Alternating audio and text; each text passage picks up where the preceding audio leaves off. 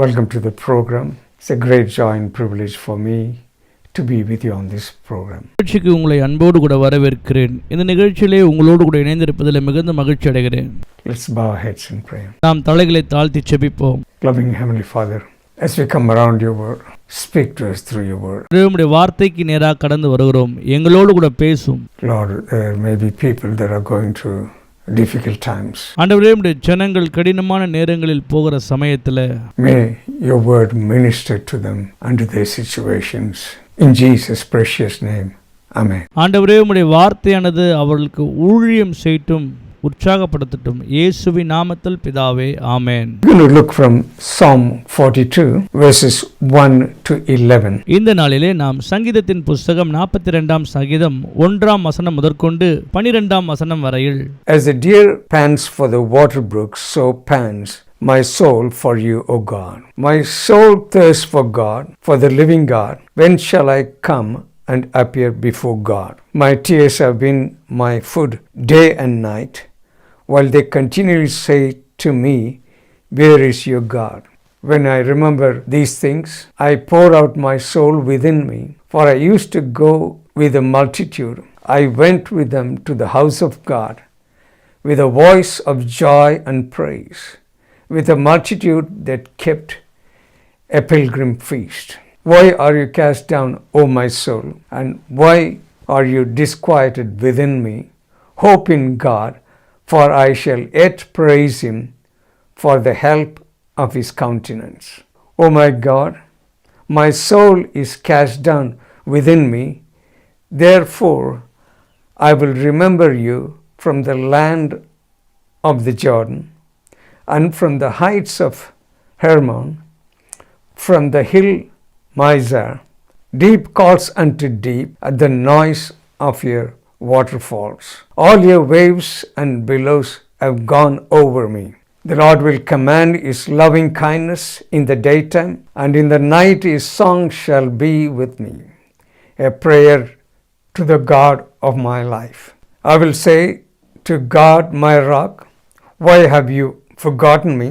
Why do I go mourning because of the oppression of the enemy?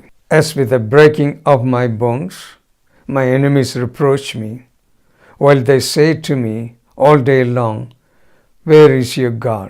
Why are you cast down, O my soul? And why are you disquieted within me? Hope in God, for I shall yet praise him, the help of my countenance and my God. 42ஆம் சங்கீதம் 1ஆம் வசனம். மானானது நீரோடைகளை வாஞ்சித்து கதறுவது போல தேவனே, என் ஆத்துமா உம்மை வாஞ்சித்து கதறுகிறது. 2ஆம் வசனம். என் ஆத்துமா தேவன் மேல், ஜீவனுள்ள தேவன் மேலேயே தாகமா இருக்கிறது. நான் எப்பொழுதும் தேவனுடைய சந்நிதியில் வந்து நிற்பேன். 3ஆம் வசனம். உன் தேவன் எங்கே என்று அவர்கள் நாள்தோறும் என்னிடத்தில் சொல்லுகிறபடியால் இரவும் பகலும் என் கண்ணீரே எனக்கு உணவாயிற்று. 4ஆம் வசனம். முன்னே நான் பண்டிகையை ஆசரிக்கிற ஜனங்களுடனே கூட நடந்து கூட்டத்தின் களிப்பும் துதியுமான சத்தத்தோடே தேவாலயத்திற்கு போய் வருவேனோ? இவைகளை நான் நினைக்கும் போது என் உள்ளம் எனக்குள்ளே உருகுகிறது. 5ஆம் வசனம். என் ஆத்துமாவே, நீ ஏன் கலங்குகிறாய்? ஏன் எனக்குள் தியங்குகிறாய்? தேவனை நோக்கி காத்திரு. அவர் சமூகத்தின் ரட்சிப்பு நிமித்தம் நான் இன்னும் அவரை துதிப்பேன். 6வது வசனம். என் தேவனே, என் ஆத்துமா எனக்குள் கலங்குகிறது. ஆகையால் யோர்தான் தேசத்திலும் எர்மோன் மலைகளிலும் சிறு மலைகளிலிருந்து உம்மை நினைக்கிறேன். 7ஆம் வசனம். உமது மதகுகளின் இரைச்சலால் ஆழத்தை ஆழம் கூப்பிடுகிறது. உமது அலைகளும் இரைகளும் எல்லாம் என்மேல் புரண்டு போகிறது. 8ஆம் வசனம். ஆகிலும் கர்த்தர் பகற்காலத்திலே தமது கிருபையை கட்டளையிடுகிறார். ராக்காலத்திலே அவரை பாடும் பாட்டு என் வாயில் இருக்கிறது. என் ஜீவனுடைய தேவனை நோக்கி விண்ணப்பம் செய்கிறேன். 9ஆம் வசனம். நான் என் கண்மலையாகிய தேவனை நோக்கி, ஏன் என்னை மறந்தீர்?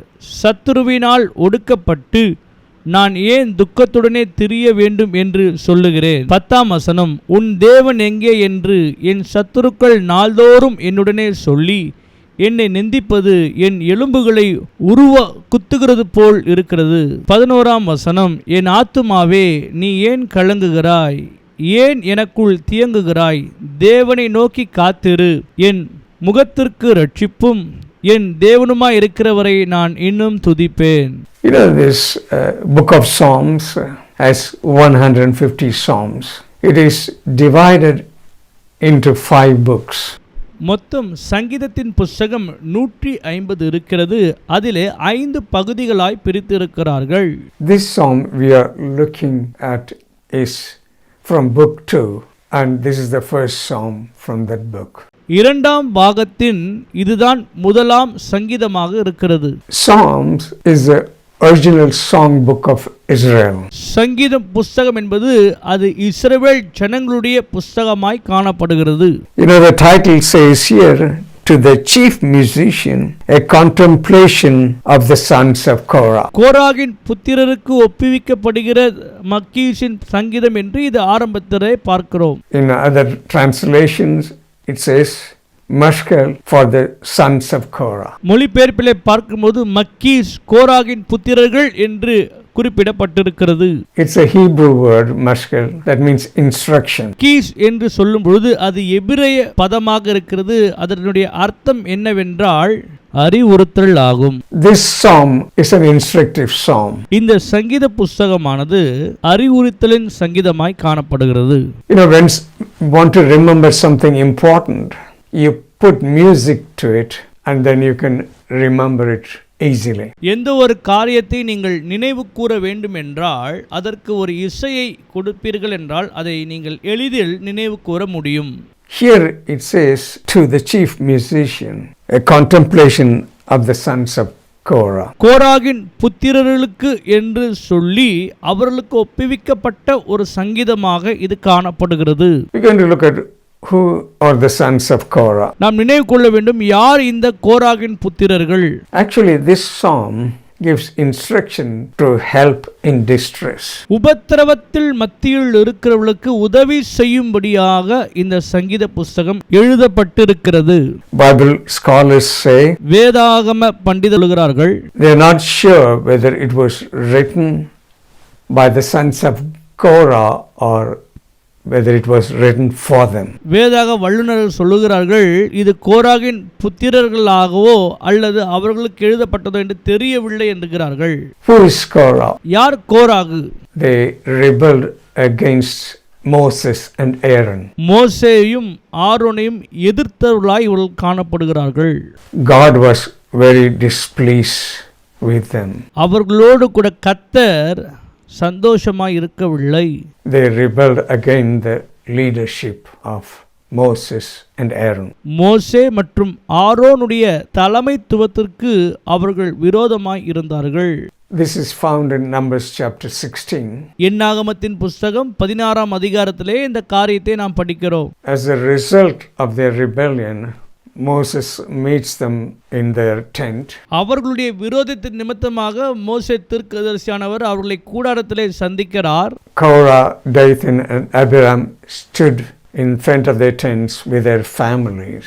கோராகும் மீரியாமும் அவர்களுடைய குடும்பத்தோடு கூட அந்த கூடாரத்திற்கு முன்பதாக நிற்கிறார்கள்.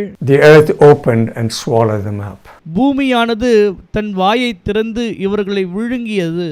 So Korah rebelled against Moses and Aaron. கோராகு எனப்படுகிறவர்கள் மோசேயும் ஆரோனையும் விரோதித்தவர்களாய் காணப்படுகிறார்கள். Korah was a bad guy. கோரா என்கின்றவர் ஒரு தவறான தீய மனிதராய் காணப்படுகிறார். But you see, the sons of Korah are serving for the Lord in the temple. வேதத்திலே நாம் பார்க்கும் பொழுது கோராகும் அவருடைய புத்திரர்களும் ஆலயத்திலே கர்த்தருக்கு பணிவிடை செய்து கொண்டிருக்கிறவர்கள். You know, when you look at yourself, you know, sometimes people come from a good family or a bad family. It doesn't matter. When you're born again and committed to God, God uses you. சில நேரங்களில் நாம் பார்க்கிறோம், நல்ல குடும்பத்திலிருந்து அல்லது தவறான குடும்பத்திலிருந்து எப்பேற்பட்டவர்களாக இருந்தாலும் கர்த்தர் பயன்படுத்த செய்கிறார். That's what we see here. Sons of Korah are now orchestra leaders and choral directors in the Levitical worship. கோராகின் புத்திரர்கள் ஆலயத்திலே தேவனுக்கு ஆராதனை செய்யக்கூடிய அந்த பாடல் குழுக்களின் தலைவர்களாய் காணப்படுகிறார்கள். They were doing that in the temple of God. தேவனுடைய ஆலயத்தில் அவர்கள் இந்த பணிவிடையை செய்து கொண்டிருக்கிறார்கள். Cast down is found 3 times in this psalm. கீழே தள்ளப்படுதல் என்கின்ற வார்த்தை 3 முறை இந்த சங்கீத புஸ்தகத்திலே நாம் பார்க்கிறோம். Cast down means it speaks of total discouragement. கீழே தள்ளப்படுதல் என்கின்ற வார்த்தை முழுமையாக ஊக்கமின்மை ஆகும். A sinking and depressing feeling. அமிழ்ந்து அழுத்தத்திற்குள் போகிற ஒரு நிலையாகும். It's like being in a state of helpless, hopeless condition. உதவியற்ற நம்பிக்கையற்ற ஒரு சூழ்நிலையில் காணப்படுகிறது போல் இருக்கும். In our life we go through difficult times. நம்முடைய வாழ்க்கையிலே கடின நேரங்களில் நான் கடந்து செல்லும் பொழுது Life is not always smooth sailing. நம்முடைய வாழ்க்கையானது எல்லா நேரங்களிலும் சுலபமாக இருக்கும் என்று சொல்ல முடியாது. There is an enemy out there, and not only that, we have to deal with situations that surround us. நம்முடைய வாழ்க்கையிலே எதிராளி என்று ஒருவன் இருக்கிறான். அது மாத்திரமல்ல, நம்முடைய வாழ்க்கையில் சில நேரங்களிலே கடினமான சூழ்நிலைகள் வருவது உண்டு. There are many problems we face in life. நம்முடைய வாழ்க்கையில் பல பிரச்சனைகளை நாம் சந்திக்கிறவர்களாய் காணப்படுவோம். As a result of that, people are distressed and cast down. அதன் விளைவாக மன சோர்வும் விழுந்து போகிற நிலைமை நம்முடைய வாழ்க்கையில் உண்டாகும். Here we saw that the psalm is to help people in distress. சங்கீதத்தின் புஸ்தகமானது விடாய்த்து போயிருக்கிற மக்களுக்கு உதவி செய்கிற ஒரு புஸ்தகமாய் இது இருக்கிறது. See what we see here in this psalm. Verse 3, he says, my tears have been food day and night. வசனத்திலே நாம் பார்க்கிறோம், என் கண்ணீரே எனக்கு உணவாயிற்று இரவும் பகலும் என்று தாவீது சொல்லுகிறார். So what he is saying here, he cannot stop crying. இங்கே அவர் என்ன சொல்லுகிறார் என்றால், இடைவிடாமல் அவர் அழுது கொண்டிருக்கிறார். He is going through a difficult time. வாழ்க்கையிலே மடங்கடிக்கப்பட்ட ஒரு சூழ்நிலையில் அவர் காணப்படுகிறார். Have you gone through seasons like that in your life? உங்களுடைய வாழ்க்கையில் இப்பேற்பட்ட சூழ்நிலையில் கடந்து போயிருக்கிறீர்களா? In verse 7 we see, he says, all your waves and billows have gone over me. உமது அலைகளும் திரைகளும் எல்லாம் என் மேல் புரண்டு போகிறது என்றார். He is feeling like he is drowning, a feeling of sinking. அவர் தன்னுடைய வாழ்க்கையில் ஏதோ ஒரு காரியத்துக்குள்ளாக மூழ்கி போகிறது போல் உணர்கிறார். And verse 9 we read, it says, you feel like God has forgotten you. 9ஆம் வசனத்திலே பார்க்கும்போது கர்த்தர் என்னை மறந்தாரோ என்கின்ற ஒரு நினைவுக்குள்ளாய் போகிறார். So when you feel cast down, you feel that God has forgotten you. நாம் தள்ளப்பட்ட சூழ்நிலையில் இருக்கும்போது ஒருவேளை தேவன் என்னை மறந்தாரோ என்கின்ற உணர்வுக்குள்ளாய் நாம் போய்விடுவோம். That's your emotion, but it's not really God has forgotten you. அது நம்முடைய உணர்வு மாத்திரமே, கர்த்தர் நம்மை ஒருபோதும் மறக்கிறவர் அல்ல. In verse 10 we see, as with the breaking of my bones, my enemies reproach me, while they say to me all day long, where is your God? 10ஆம் வசனம், உன் தேவன் எங்கே என்று என் சத்துருக்கள் நாள்தோறும் என்னுடனே சொல்லி என்னை நிந்திப்பது என் எலும்புகளை குத்துகிறது போல் இருக்கிறது. Not only that, he is faced with all those problems. He's got his enemy, they are around him, they are discouraging him, and he's saying, where is your God? அது மாத்திரமல்ல, அவர் தம்முடைய சத்துருக்கள் சுற்றிலும் நின்று அவரை மனமடிவாக்கி உன்னுடைய தேவன் எங்கே என்று தொடர்ச்சியாய் கேட்டுக்கொண்டே இருக்கிறார்கள். Sometimes you may have gone through situation. They say you call yourself Christian. See what trouble you are going through. ஒரு கிறிஸ்தவராய் இருப்பது நிமித்தமாக நம்முடைய வாழ்க்கையிலும் கூட இப்படிப்பட்ட பிரச்சனைகள் ஊடாய் நாம் கடந்து செல்வது உண்டு. Have you faced situations like that? வாழ்க்கையில் இப்படிப்பட்ட சூழ்நிலைகளை சந்தித்து இருக்கிறீர்களா? Here we read, why are you cast down, O my soul? என் ஆத்துமாவே நீ ஏன் எனக்குள் தியங்குகிறாய் என்று கேட்கிறார். It may be that you are okay today. That's fine. இன்றைக்கு ஒருவேளை நம்முடைய வாழ்க்கையில் நாம் நன்றாக இருக்கலாம். Please take a note, at some point in your life, you will go through a difficult time. குறித்து வைத்துக் கொள்ளுங்கள், நம்முடைய வாழ்க்கையில் ஏதேனும் ஒரு சூழ்நிலையில் கடினமான வாழ்க்கைக்குள் போவது உண்டு. You will go through stormy time. புயல் போன்ற பிரச்சனைகள் சூழ்நிலைக்குள்ளாக நாம் போவது உண்டு. In this psalm, we find help how to deal with discouragement. முடக்கப்படுகிற சூழ்நிலையில் எப்படி நாம் வெளியே வருகிறது என்பதை குறித்ததான ஒரு சங்கீதமாக இந்த புஸ்தகம் இருக்கிறது. How to overcome discouragement. வாழ்க்கையில் மனமடிவுகளை எப்படி மேற்கொண்டு வருவது என்பதை குறித்து. We're going to look at few points. Verse 5, he says, "Why are you cast down, O my soul, and why are you disquieted within me? Hope in God, for I shall yet praise him for the help of his countenance." 5ஆம் வசனம், என் ஆத்துமாவே நீ ஏன் கலங்குகிறாய், ஏன் எனக்குள் தியங்குகிறாய், தேவனை நோக்கி காத்திரு, அவர் சமூகத்தின் ரட்சிப்பின் நிமித்தம் நான் இன்னும் அவரை துதிப்பேன். When you go through troubles, sometimes you have to talk to yourself. That's what saying, he's talking to himself. Why are you cast down, O my soul? And why are you disquieted within me? நேரங்களிலே இப்பேற்பட்ட மனசோர்வான சூழ்நிலைகளில் நாம் நம்முடனே பேசிக்கொள்ள வேண்டியது மிக முக்கியமாக இருக்கிறது. அதைத்தான் தாவீது இங்கே செய்கிறார். He's challenging the thought that brought him to this situation. தாவீது தன்னுடைய சிந்தனைகளுக்கு விரோதமாக அவரே சில சவால்களை விடுத்துக் கொள்ளுகிறார். Sometimes we need to talk God's truth in our situation to help us. சில நேரங்களில் நம்முடைய வாழ்க்கையிலும் கூட நம்முடைய சூழ்நிலைகளுக்கு விரோதமாக கர்த்தருடைய வார்த்தையை நாம் பயன்படுத்த வேண்டும். Through the season of discouragement. மனமடிவாயிருக்கிற அந்த சூழ்நிலைகளில் 2 Corinthians chapter 10 and verse 5, it says, "Casting down imaginations and every high thing that exalted itself against the knowledge of God, and bringing into captivity every thought to the obedience of Christ." 2 கொரிந்தியரின் புஸ்தகம் 10ஆம் அதிகாரம் 5ஆம் வசனம், அவைகளால் நாங்கள் தர்க்கங்களையும் தேவனை அறிகிற அறிவுக்கு விரோதமாய் எழும்புகிற எல்லா மேட்டிமையும் நிர்மூலமாக்கி எந்த எண்ணத்தையும் கிறிஸ்துவுக்கு கீழ்ப்படிய சிறைப்படுத்தலாய் இருக்கிறோம். And then he says, we need to know the truth of God. He says, "Hope in God, for I shall yet praise him for the help of his countenance." நான் கர்த்தருக்காய் காத்திருக்கிறேன், ஆகையால் நான் இன்னும் துதிப்பேன், எனக்கு உதவி தேவனிடத்திலிருந்து வரும் என்று சொல்லி நம்பிக்கையாக அவர் இங்கே இருக்கிறதை பார்க்கிறோம். He's saying there is hope in God. கர்த்தருக்குள் எனக்கு நம்பிக்கை இருக்கிறது என்று சொல்லுகிறார். We have to fight fear with faith in God. பயத்தை விசுவாசத்தை கொண்டு நாம் ஜெயிக்கிறவர்களாய் காணப்பட வேண்டும். That's what he's saying. Hope in God. I will yet praise him. கர்த்தரை நம்பியிருக்கிறபடியால் இன்னும் கர்த்தரை துதிப்பேன் என்று சொல்லுகிறார். He's taking a stand. He's talking to himself. அவர் தன்னுடைய வாழ்க்கையில் கடினமான சூழ்நிலைகளில் நேரம் எடுத்து தன்னுடனே கூட பேசிக் கொள்ளுகிறார்.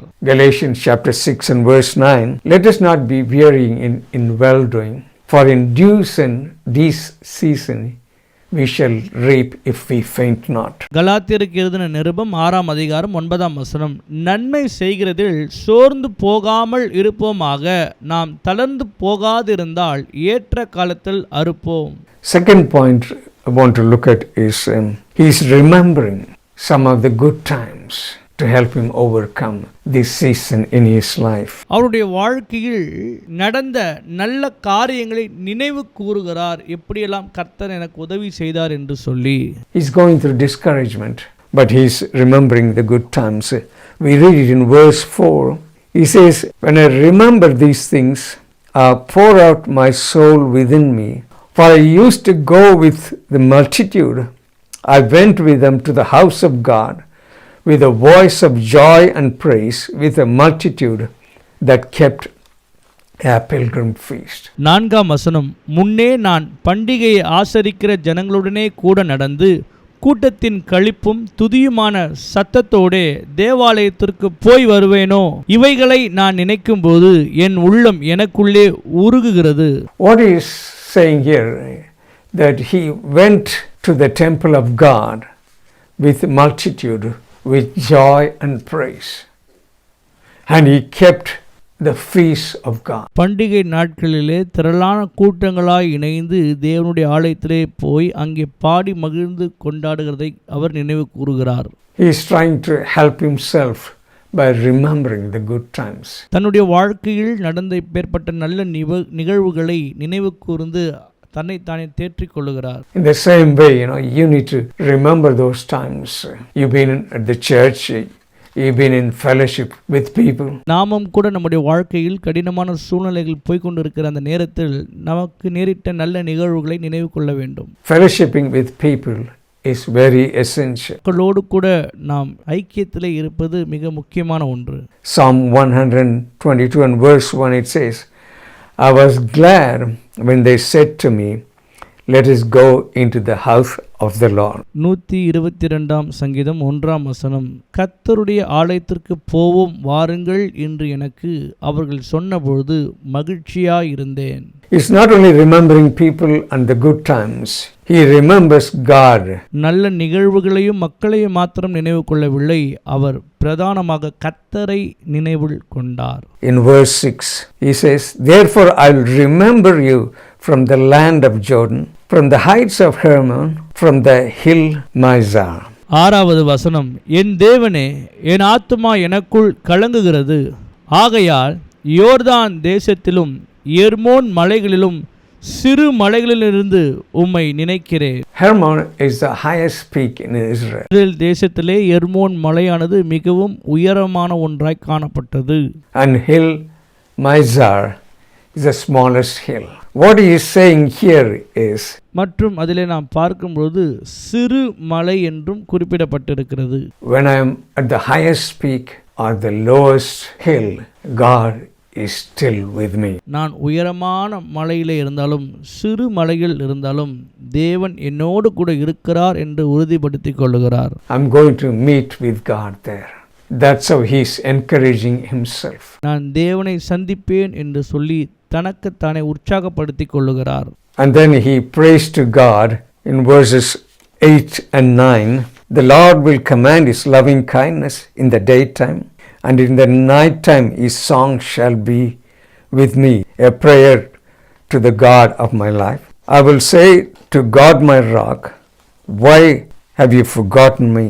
8ஆம் வசனம், ஆகிலும் கர்த்தர் பகற்காலத்திலே தமது கிருபையை கட்டளையிடுகிறார், ராக்காலத்திலே அவரை பாடும் பாட்டு என் வாயில் இருக்கிறது, என் ஜீவனுடைய தேவனை நோக்கி விண்ணப்பம் செய்கிறேன். 9ஆம் வசனம், நான் என் கண்மலையாகிய தேவனை நோக்கி, ஏன் என்னை மறந்தீர், சத்துருவினால் ஒடுக்கப்பட்டு நான் ஏன் துக்கத்துடனே திரிய வேண்டும் என்று சொல்லுகிறேன். Here he is talking about in verse 8 loving kindness in the daytime. இங்கே 8ஆம் வசனத்தில் நாம் பார்க்கும்போது காலையிலே கர்த்தருடைய கிருபைக்காய் நான் காத்திருக்கிறேன் என்று சொல்லுகிறார். And God's song and his song in the night time, he says. இரவிலே தேவனை பாடும் துதி பாட்டு. This is a prayer. And then he goes on to say that God is my rock. பின்பதாக அவர் சொல்லுகிறார், கர்த்தர் என் கண்மலையாய் இருக்கிறார் என்று. When he says God is my rock, he is saying he is a place of stability.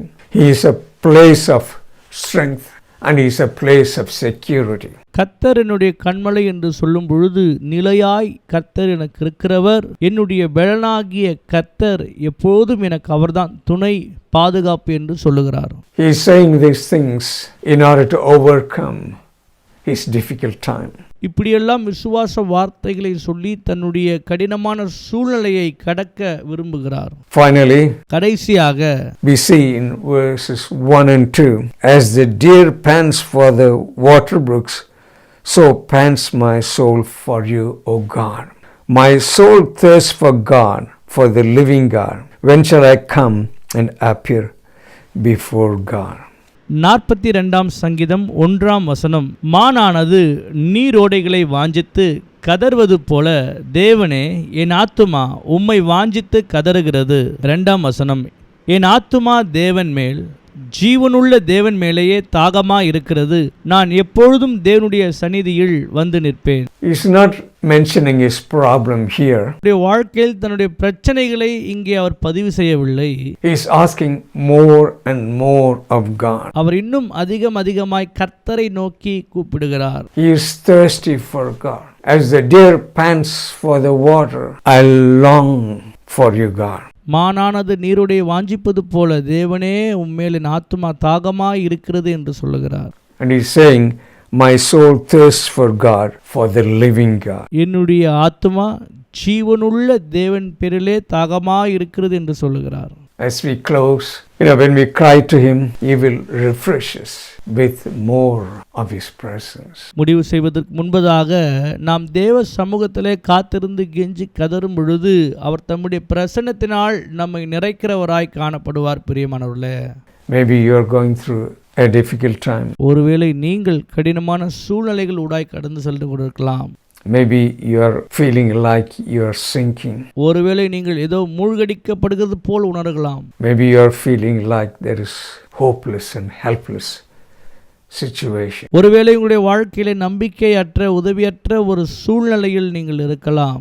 But in this psalm we see how the psalmist encouraged himself. ஆனால் எப்படி இந்த சங்கீதமானது தாவீதை உற்சாகப்படுத்தி கொண்டு போனது என்பதை பார்க்கிறோம். He longed to be in the presence of God. தேவ சமூகத்திலே இருப்பதற்கு நாம் காத்திருப்போம். We're going to close with a prayer. Maybe you're facing a difficult situation, a stressful situation. As we pray, believe and agree with me that God will meet your need. நாம் இப்போது ஜெபம் செய்து நிறைவு செய்ய போகிறோம். ஆக உங்களுடைய வாழ்க்கையிலே நீங்கள் போய்கொண்டிருக்கிற கடினமான சூழ்நிலைகள் மத்தியிலே இந்த ஜெபத்தை செய்யும் பொழுது கர்த்தர் நிச்சயமாக சூழ்நிலைகளை மாற்ற போதுமானவராய் இருக்கிறார். Loving Heavenly Father, I come before you. Thank you for your word. அன்பின் பரலோக பிதாவே, உம்முடைய சமூகத்திற்கு நேராய் வருகிறோம். உம்முடைய வார்த்தைக்காக நன்றி. There is hope in you, God. உமக்குள் எங்களுக்கு ஒரு நம்பிக்கை இருக்கிறது தேவனே. As the psalmist said, for I will yet praise him for the help of my countenance and my God. எனக்கு உதவி வரும் கண்மலைக்கு நேராக நான் இன்னும் அதிகமாய் துதிப்பேன் என்று சங்கீதக்காரனாகிய தாவீது சொல்கிறது போல, When we go through difficult times, you are with us.